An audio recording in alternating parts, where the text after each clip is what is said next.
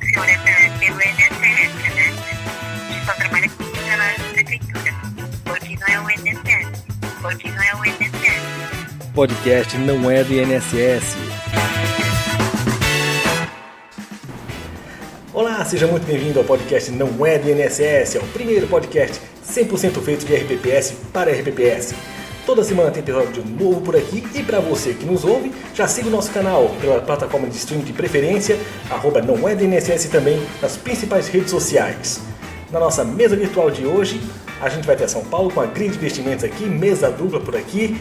Aqui o João e a Priscila. Tudo bom, pessoal? Oi, gente. Tudo ótimo, graças a Deus. Priscila, você que é CEO aí da Grid Investimentos aí, por favor, as apresentações aí do pessoal da mesa. Nossa, a apresentação do pessoal da mesa, maravilhoso. Nunca gravei nada parecido, né? Bom, eu sou a Tá Priscila. vendo só? É assim, ó, podcast é desse jeito, é mais informal mesmo, vamos lá. Bom, eu sou a Priscila, hoje estou à frente da Grid, né? Mas eu sou uma das fundadoras da Grid também, junto com o João.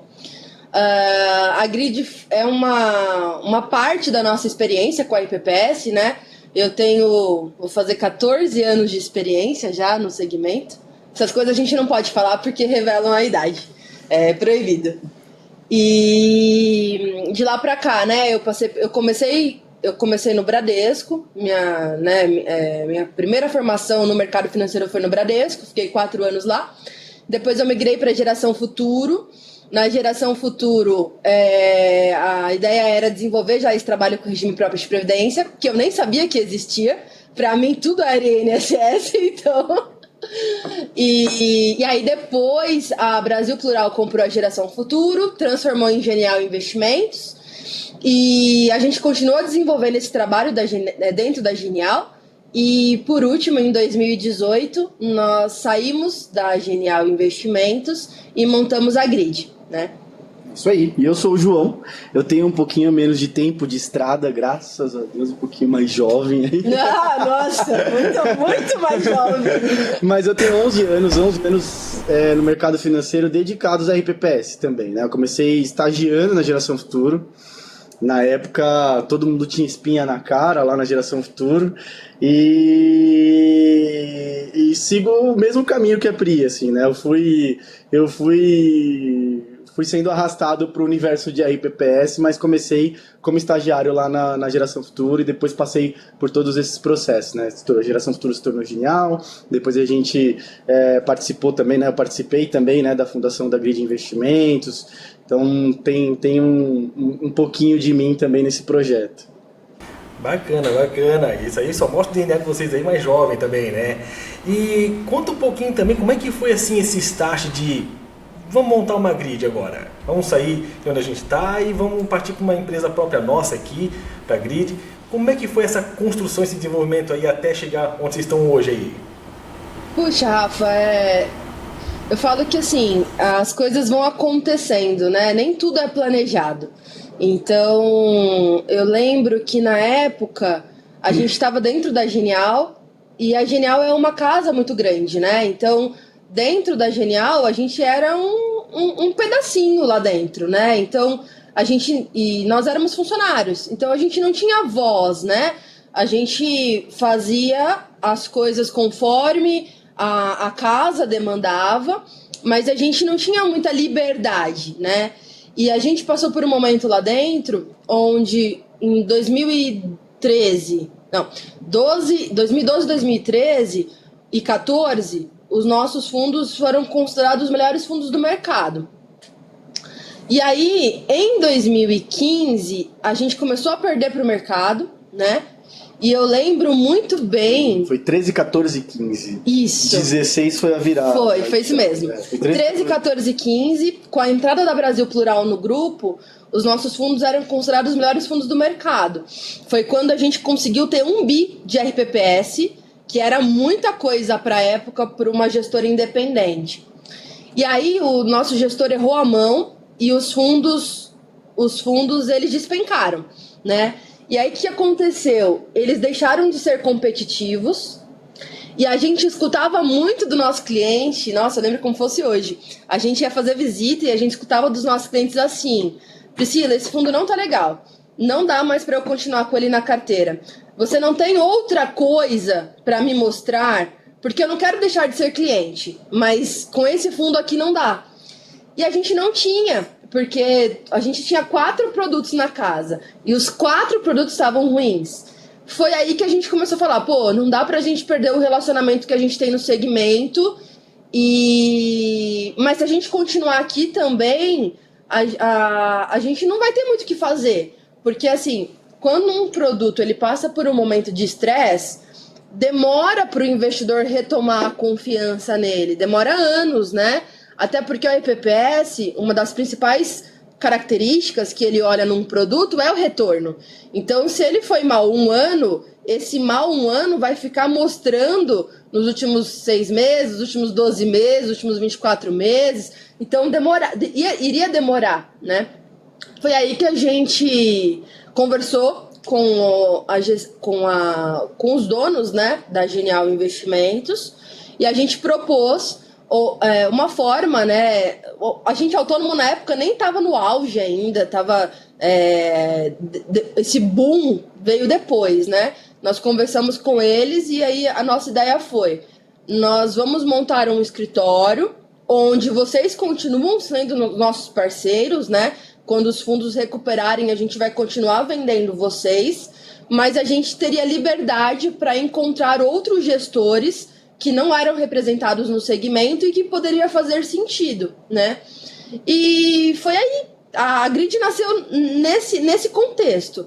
Os fundos não estavam legais, os clientes queriam continuar sendo clientes nossos, mas os fundos eles não estavam competitivos, e foi esse o gatilho que foi criar a Grid.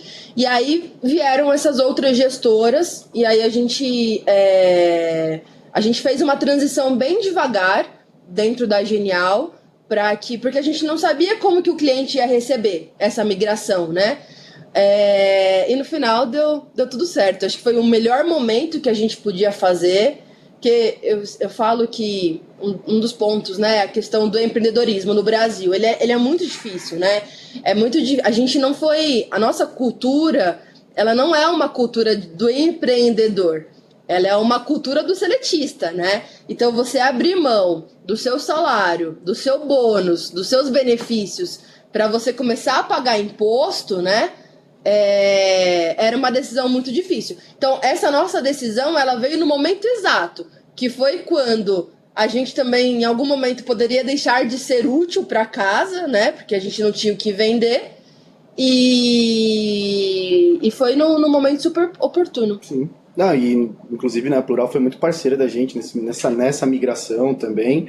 E hoje, né, porque a Pri falou, né, a gente estava esperando, né, os fundos se recuperarem para a gente poder vender novamente, né? E hoje um dos nossos carro-chefes, né, um dos produtos que a gente vende por aqui é da Plural e está indo super bem, né?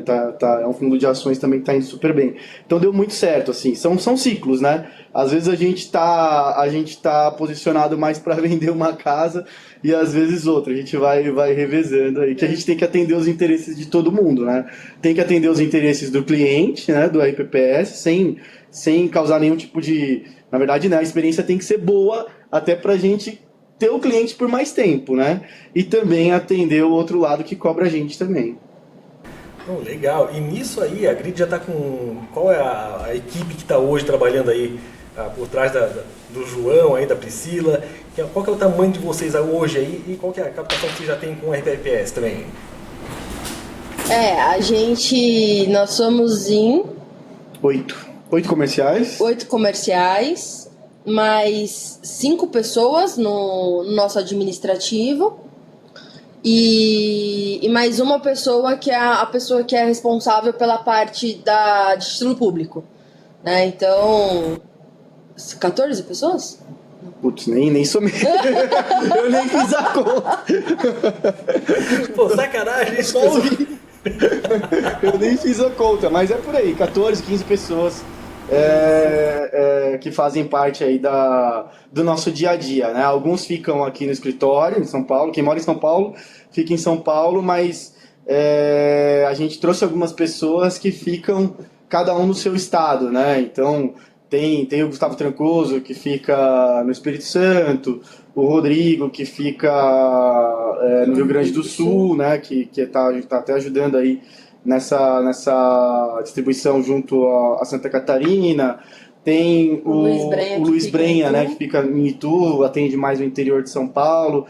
E aí tem a turminha que atende aqui, tanto que fica daqui de São Paulo, mas fica mais nos estados que atendem do que aqui, né? Então, o Gustavinho, né, que tem esse apelido justamente porque ele é bem magrinho, Gustavo Trancoso, mas é o Gustavinho que fica em Minas Gerais e Mato Grosso do Sul, o Pedro, que ajuda com Paraná e Rio de Janeiro, e o Vini, que está aí em Goiás, está fazendo aí um trabalho bem legal em Goiás, e pegando aí também um pedaço aí do Paraná, né? Então a gente consegue em equipe se dividir muito bem e aproveitar também o que cada um tem de melhor para oferecer, né? Então a gente tem desde ex-gestores de RPPS, e cada um, né, com a sua especialidade, né, até a turma que começou no mercado financeiro e ajuda aí a atender os RPPS, são um pouco mais, que vem ali do dia a dia, né, aprender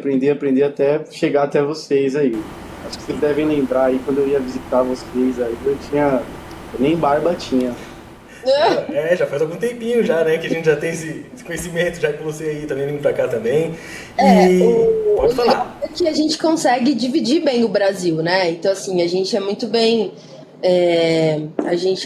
segmentado aqui dentro. E aí a gente consegue tentar dar o mesmo atendimento que um RPPS próximo aqui de São Paulo tenha para o RPPS nos extremos, por exemplo, no norte, no nordeste, no sul do país, né? Que uma coisa que a gente preza muito aqui dentro é o atendimento.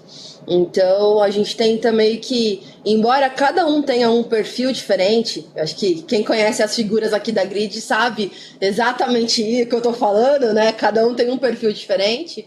A gente consegue meio que ter uma sinergia, assim, a mesma forma, o mesmo cuidado que eu tenho com os meus clientes, o João vai ter com os dele, o Rodrigo vai ter com os dele. A gente tenta, não é padronizar, porque eu acho que você padroniza, você tira um pouco do diferencial de cada um, né? Então, eu acho que o ser comercial é essa arte, cada um tem um jeito diferente, cada um consegue encantar de uma forma diferente. Então, não é o padronizar no estilo de robô, mas é o mesmo cuidado. A gente preza muito por isso aqui da Grid. Eu sempre falo, né, que a gente não quer ser só mais um escritório de distribuição de fundos, né?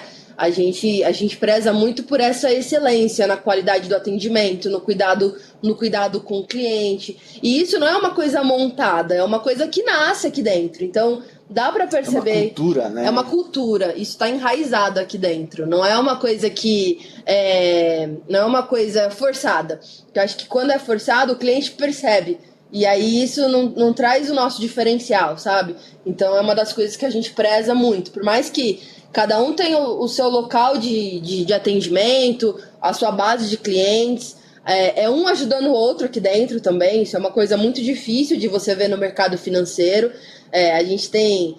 Quem é do mercado mais antigo, né, sabe que é um querendo roubar o outro. Aonde um dá brecha, o outro tenta lá e tenta achar essa brecha, entendeu? Aqui não, aqui a gente vive muito esse ambiente de construção. A gente está construindo uma coisa, uma empresa, um legado, e essa construção é feita de pessoas diferentes, mas no mesmo propósito. Bacana isso. E agora há pouco vocês falaram também sobre um pouco ainda da parte da Genial, né? De que o RPPS já estavam começando a se sentir um pouco mais incomodados ali com falta de produtos, né? Como é que vocês veem hoje esse relacionamento com o RPPS? É um cliente que consegue ficar mais tempo com vocês, conseguem segurar um pouco mais aí os rojões aí de volatilidade, ou vocês ainda sentem muita dificuldade nesse sentido? Não, mudou muito de 2013, 2014 para cá. Mudou bastante como os RPPS se relacionam com o investimento e com o risco também, né? Então, acho que, bom, se a gente lembrar e puxar um pouquinho, né, da memória, como que foi, né? Quando eu entrei na Geração Futura em 2013, quem precisava da certificação, quem começou a precisar da certificação, a ser obrigado, a ser cobrado pela certificação, era só o gestor de investimentos, né? Era só uma pessoa dentro do RPPS. E aí foi evoluindo, né?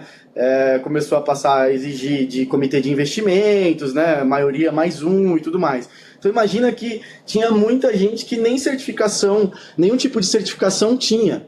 Né, caía de paraquedas ali no RPPS, num cargo em comissão, enfim, e nem a certificação era obrigado a tirar, né? Então isso foi mudando no decorrer do tempo, né?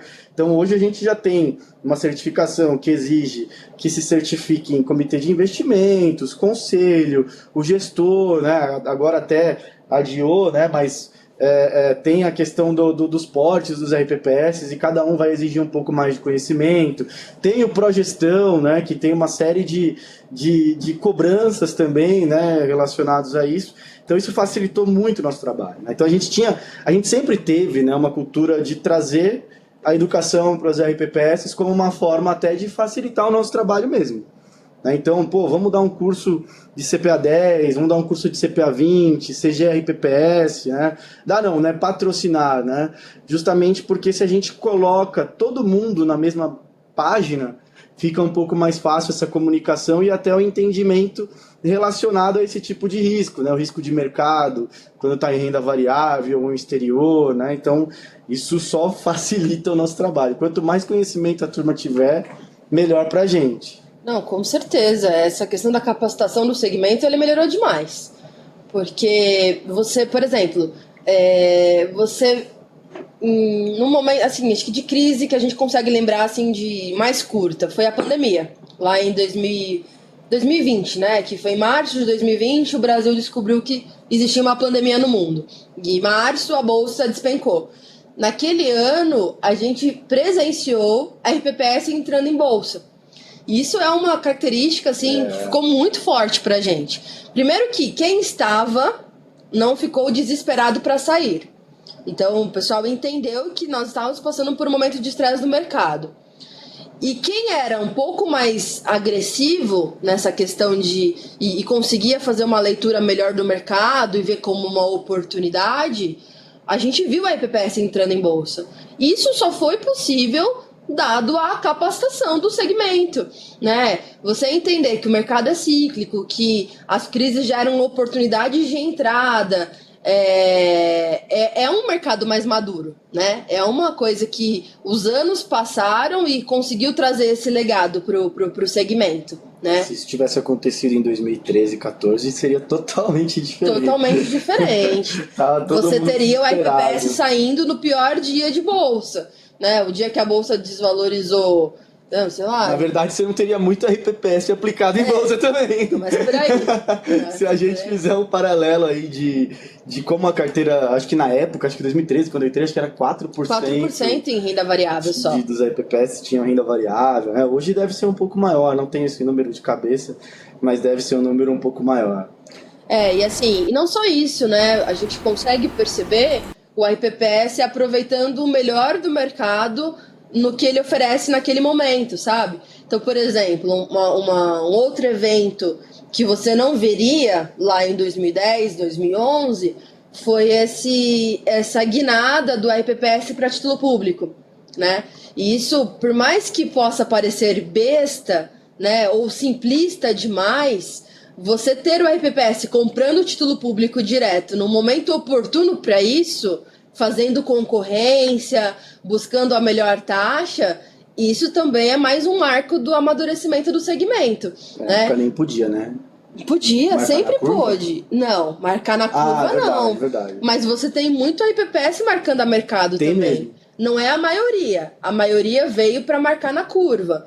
Mas você tem uma parcela do RPPS marcando o mercado. Isso é aproveitar a oportunidade de momento, né? Mercado financeiro é isso. Você aproveita. Ora o ciclo é renda fixa, ora o ciclo é renda variável. E Ora, o ciclo exterior, né? 2021 só se falava 2020, né? 2021 só se falava exterior, né? E você vê o RPPS conseguindo acompanhar isso, exigindo, pedindo produto diferente, isso é graças à capacitação do segmento, Cara, ao avanço, né? a gente vende hoje renda fixa no exterior. Quem diria que a gente ia vender renda fixa no exterior há 10 anos atrás? Tudo bem que não podia, né? Mas o RPPS estava engatinhando ainda na renda variável, né? E alguns outros tipos de produtos que exigiam aí um conhecimento um pouco melhor. Isso faz também com que o RPPS comece a exigir mais, né? Então a gente percebe também essa exigência maior. Não é qualquer produto que passa, não é qualquer casa que passe. Isso também é o amadurecimento, né? Não, com certeza. E aproveitando já então a oportunidade aí, falar um pouquinho de cenário aí, né? Já que a gente está gravando no início de abril ainda, né? Um balanço aí sobre o que aconteceu no primeiro trimestre aí na Bolsa, né? E uma pergunta um pouco provocativa aí já também, né? Que o Ibovespa ele caiu até final de março a 4,5% no ano, né? Como lidar com a renda variável, como incentivar o RPPS a manter o volume de aplicação em renda variável, dado que a gente estava até, desde o ano passado já falando, né, a bolsa tá barata, e a gente vê esses eventos acontecendo e está caindo. E como é que a gente vai conseguir trazer isso pro investidor institucional, né? Eu acho que a palavra que a gente pode resumir esse primeiro trimestre foi volatilidade. Né? Eu acho que nós saímos de novembro e dezembro com um excesso de otimismo, né? Parecia que todos os problemas do Brasil e do mundo tinham resolvido ali no final do ano. E aí entrou janeiro e aí a realidade se mostrou, né? A gente está com um mercado muito volátil, não só ligado principalmente pelas coisas que estão acontecendo aqui no Brasil, mas com certeza há fatos externos, né? Que não depende do Brasil, né? Isso que você falou aí, que a bolsa tá barata, Jesus, a gente é o que a gente mais repete nas nossas visitas. Eu já chego em visita e falo assim, vocês estão careca de ver aquele gráfico de preço louco da bolsa, mas eu vou mostrar para vocês de novo, porque a bolsa tá barata, faz um ano que a gente tá falando isso, mas é um fato, assim, na verdade, eu acho que vocês também, né, e quem tá ouvindo, né, deve estar um pouco mais por dentro também, que depende, a nossa bolsa está dependendo muito de gatilhos específicos para poder voltar a andar, né? De fato, o resultado operacional, né? Lucro, fluxo de caixa das empresas está super saudável, tem um espaço para elas crescerem muito em relação a preço de tela, né? Então existe aí uma disparidade dos dois, mas para isso se materializar depende de um gatilho muito específico, principalmente que é a taxa de juros americana, né? Tá todo mundo esperando quando que o Fed vai fazer esse movimento, né? Então a gente vê o noticiário hoje, né? Então fica ainda muito nebuloso, né? Na verdade o Fed espera, né? Acho que o Powell até falou semana passada, não sei se foi ontem, não, acho que foi sábado ou sexta que ele falou que ainda eles precisam de números mais concretos para justamente tentar diminuir um pouquinho ou sinalizar aí para frente uma diminuição na taxa de juros. Enquanto isso não vem, fica todo mundo, agora vai, isso não se materializa, né? Não, e o problema é para os gestores tradicionais de renda variável, eles olham muito o valor da empresa, não necessariamente preço. Né? Existe uma diferença. Valor é quanto a empresa vale ou deveria valer. Preço é o que está na tela ali do home broker, dos pregões, né? Então a gente vê muita empresa que quando você analisa balanço, olha grau de endividamento, olha o posicionamento da empresa, o lucro da empresa, ela tem um valor X, e quando você olha o preço, ela está valendo metade daquilo que o balanço reflete, né?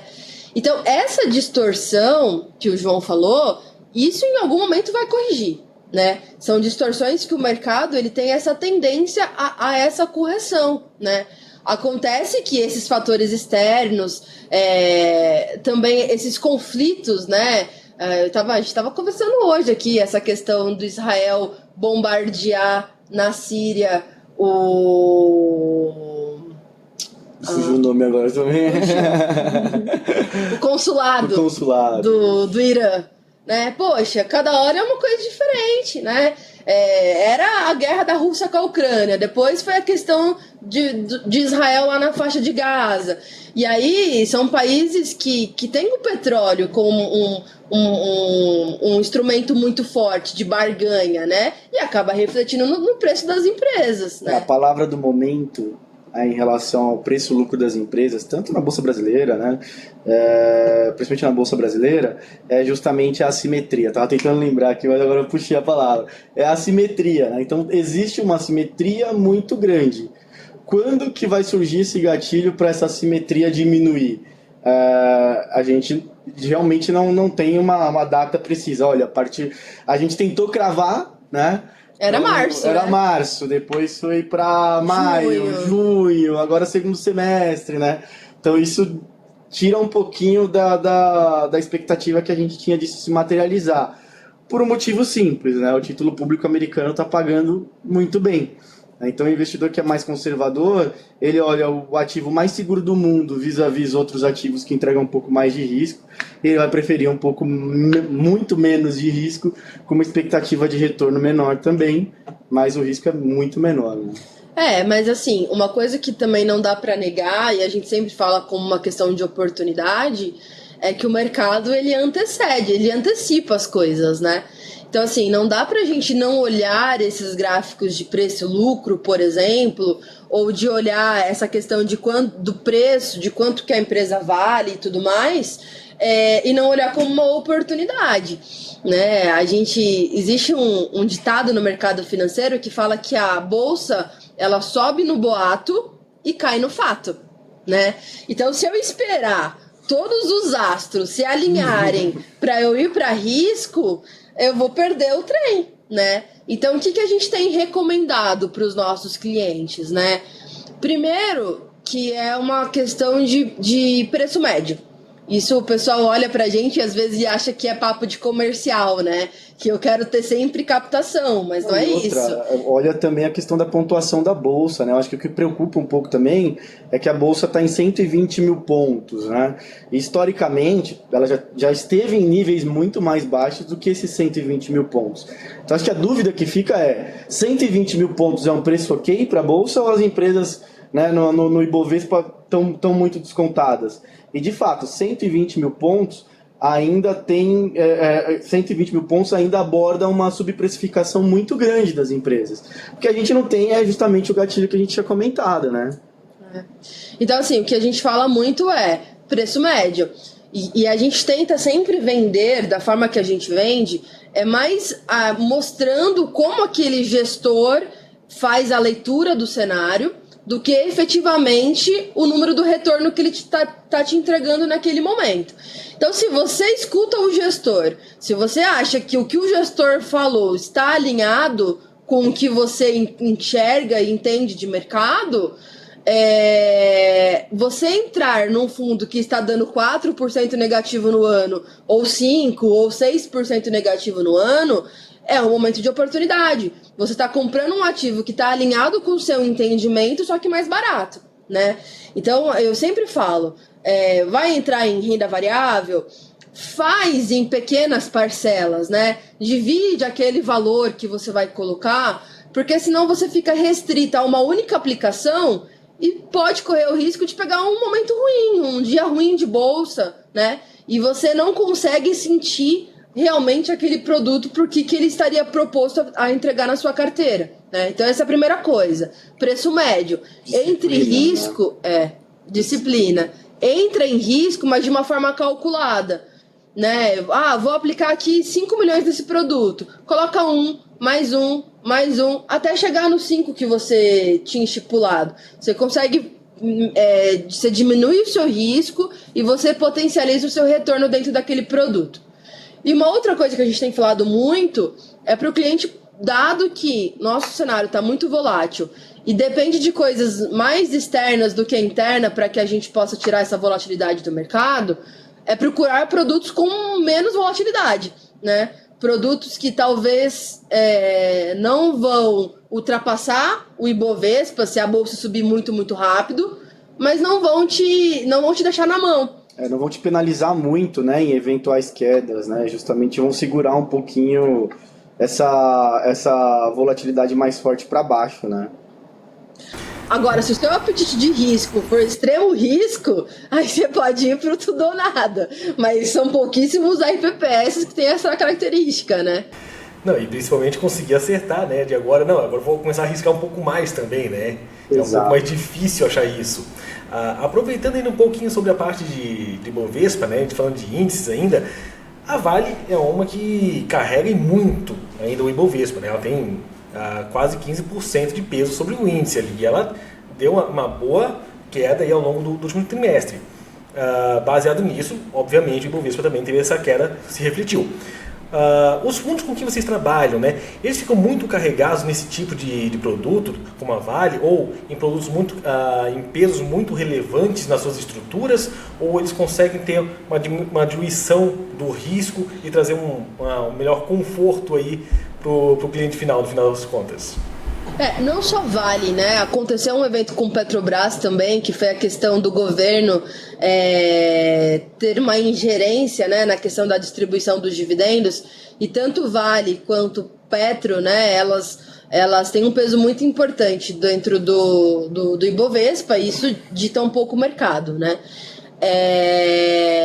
Todos os nossos gestores, eles têm uma preocupação muito forte com liquidez, né? E eu acho que a gente também tem, porque a gente passou por um episódio na Geração Futuro, que, olha só, Rafa, como que é complicada essa questão de liquidez no mercado. Dentro do fundo, na época, nós tínhamos uma empresa, que era uma empresa que negociava muito pouco em bolsa, que na época era a Panvel. E aí, era para ser uma posição tática do gestor. Então, a ideia dele era um fundo de ações livres, que tinha posições bem líquidas e tinha essa posição tática de Panvel. O que aconteceu? Lá na época, os fundos eles começaram a ir mal. Se começa a ir mal, a primeira pessoa que sai é a pessoa física, porque ela não consegue lidar com essa questão de perda, né? De sentimento de perda. É só a gente olhar a indústria de fundos no ano passado, Sim. né? A indústria de fundos no ano passado perdeu quase 180 bilhões de reais, quase não, acho que foi até um pouco mais de 180 bilhões de reais de resgate em fundos de investimento, sejam de uma forma geral, de renda variável, renda fixa, multimercados, né? E aí, o que aconteceu naquele fundo especificamente?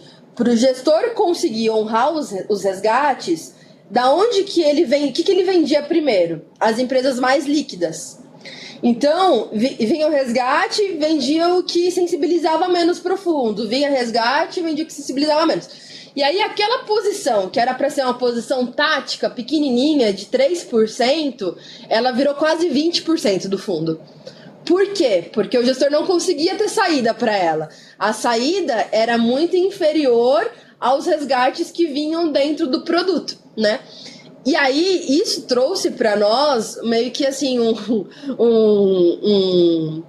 uma preocupação muito grande com essa questão de liquidez de produto. Porque quando o cenário tá bom e o fundo tá indo bem, maravilhoso, né? Ninguém se preocupa e o que você coloca para dentro vai comprar a empresa e tudo mais. Mas se acontece um revés de mercado que ninguém tá livre, o mercado amanhã, Deus que me livre, pode acontecer uma guerra que ninguém tava esperando, o mercado derrete e aí, né, o que acontece? Como que tá a saída desses produtos, né? Então, os nossos gestores com que a gente trabalha hoje, eles têm uma preocupação muito grande de liquidez. Então, constantemente, eles fazem estudo de liquidez para saber em quanto tempo eles zerariam um fundo se tivesse uma demanda muito forte de resgate, né? Então, é uma preocupação. A gente sabe que o mercado ele tem vários tipos de produtos, né? Então, você tem os ações livres, tem o valor, tem dividendos, tem os small caps, né? Tem os mid caps, tem de tudo, né? cada um tem uma característica diferente, né? Até por isso que são categorias diferentes, né? Não dava para ser tudo a mesma coisa. Mas a gente tem um pouco de receio nesses produtos muito concentrados, porque uma determinada dor de barriga de mercado, o gestor tiver que sair, não necessariamente ele consegue sair ao preço que ele acha que vale, né? E aí até indo um pouco mais nessa questão de Vale e Petrobras, né, que você tinha comentado, o que acontece? É como a Pri falou, né, tudo vai depender muito da estratégia do fundo e da cabeça do gestor, né, por isso que por isso que vocês diversificam em produtos, senão não faria sentido, né? Se todo mundo pensasse que Petrobras vai dar certo, né, no mercado você precisa de comprador e de vendedor. Né? Se você está vendendo algo e ninguém está comprando, não existe mercado. Né? Então, são gestores com convicções diferentes. É lógico que num fundo de dividendos, por exemplo, não tem como eu ignorar uma posição em Vale do Rio Doce e Petrobras. Né? Petrobras foi uma das empresas, foi a maior pagadora de dividendos no mundo. Ano passado. E a nossa moeda é muito mais fraca do que o dólar, né? Se a gente pensar desse ponto de vista. Né? Então, sim, existe uma preocupação com o risco. Alguns, dependendo da estratégia, por exemplo, uma estratégia de dividendos, vai ter sim uma alocação em Petrobras ou Vale do Rio Doce, por exemplo, até porque elas são ótimas pagadoras de dividendos e continuam sendo, mesmo a Petrobras não pagando aí os dividendos extraordinários, ainda existe muita discussão se vai pagar ou não, eu não sei cravar se vai pagar ou não, mas ainda essa discussão ainda está na mesa, né? Ela não foi descartada. Né? Então, é óbvio que numa estratégia de dividendos a gente vai ter um pouco de cada uma dessas empresas. E é óbvio, se tem um gestor que tem uma cabeça que pensa um pouco diferente, ele fala assim, eu não quero, né, vocês já devem ter recebido esse tipo de visita, eu não quero risco de ingerência do governo em empresas estatais, eu não tenho empresas estatais. Ótimo, a estratégia está correta também. Não tem certo e errado no mercado financeiro. Né? Tem que sempre ter um comprador para um vendedor. Então alguém está comprando Petrobras e alguém está vendendo, alguém está comprando o Vale do Rio Doce e alguém está vendendo. Então tudo depende aí de cada um dos gestores e das estratégias que eles estão montando aí para os fundos de investimento. E tem outra coisa, né? O mercado ele não é estático, né?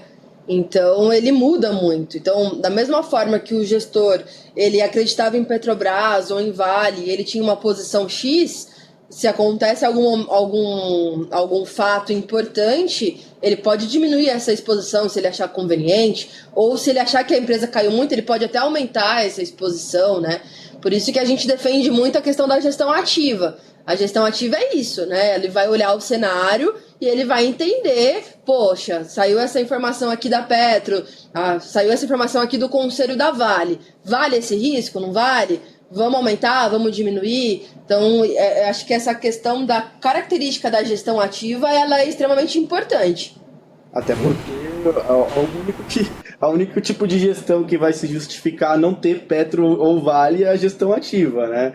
Mas é sempre bom lembrar, né, que caso algo positivo aconteça, né, o cotista também ele tem que estar ciente de que o fundo não tem Petrobras e Vale do Rio Doce, por exemplo. Né? Então, às vezes, né, existe uma cobrança assim, mas o Ibovespa foi bem e o fundo que é ativo não foi tão bem quanto o Ibovespa. Poxa, mas desde que a gente está conversando com o cotista, a gente está falando, olha, esse gestor não quer tomar risco de Petro e Vale, por exemplo. Né? E aí é sempre alinhar o discurso para ter um entendimento melhor, para ser cobrado lá na frente também. Até porque se o cotista quer que tudo suba da mesma proporção, não faz sentido a diversificação, né? Você diversifica justamente para você ter risco diferente dentro da sua carteira. Perfeito. Pessoal, gostaria de agradecer aí, primeiramente, vocês terem aceitado o convite de conversar com a gente, tá? Faz tempo que dava pra sair isso aí, né? Faz tempo que a gente queria já conversar com vocês, a gente conseguiu a agendinha aí, agora deu certo aqui em abril. E queria primeiramente, né, qual que é o contato para poder falar com vocês, trocar uma ideia, falar de fundo, falar de produto aí, para conseguir ser cliente de vocês, para manter relacionamento. E o Ibov chega a 180 mil pontos ainda esse ano ou vai sair esse nada? Você não estava preparado para essa. Olha, eu realmente gostaria que chegasse. Eu estou posicionada para isso, inclusive. Porque, senhor, se for da tua vontade, eu estou pronto aqui para receber 180 mil. Se fosse dependente de mim, já ia para 200 mil, 230 mil pontos fácil, né? É que, de novo, a gente depende muito mais lá de fora do que aqui dentro, né?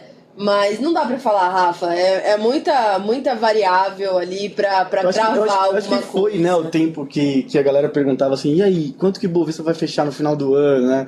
Eu acho que ainda tem algumas casas, né, mais tradicionais, mais antigas aí que ainda tentam cravar alguma coisa, mas o cenário é tão imprevisível que fica difícil, né? Eu lembro uma vez... Eu duvidei que o ano passado ia fechar 130 mil pontos. Não, eu lembro uma vez que saiu uma matéria na Exame, não sei que ano que foi, que todos os analistas erraram. Todos. Aí acho que a capa era que analista pra quê? Se todo mundo errou, sabe? Então, assim, é muito difícil. É muito difícil. O que dá pra gente falar é que o Brasil tá bem posicionado frente aos demais países emergentes, né?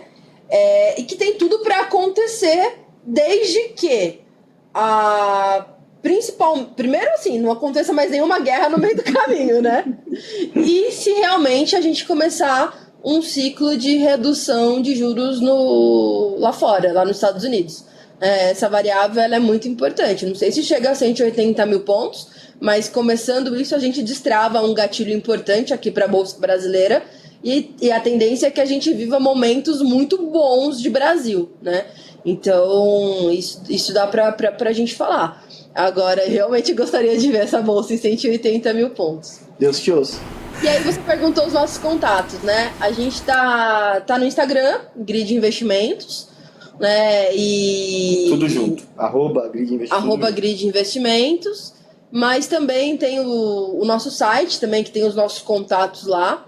Mas dificilmente alguém da Grid não tenha abordado o ouvinte aqui do programa, né? Mas se isso não acontecer, e se você quer entrar em contato com a gente, pode usar o Instagram, pode usar o e-mail, a gente está sempre acessível. O site é gridinvestimentostudojunto.com e o e-mail pode falar direto com a Priscila. Priscila@gridinvestimentos.com. Já fala com a dona.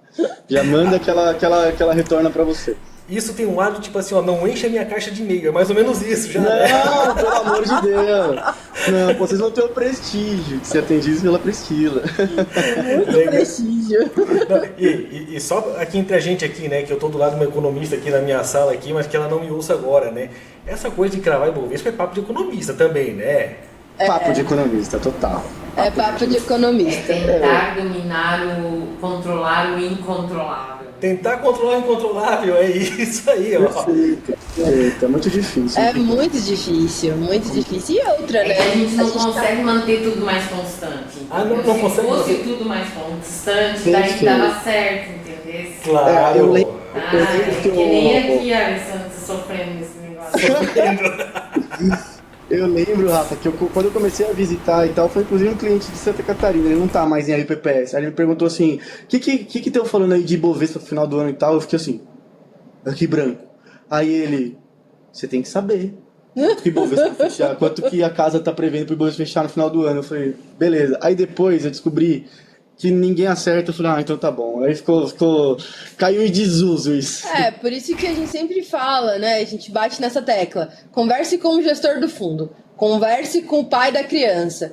Porque, independente do Ibovespa subir ou cair, você tem que entender a cabeça do cara, o que ele tá pensando para esse momento de mercado. Isso é muito mais importante.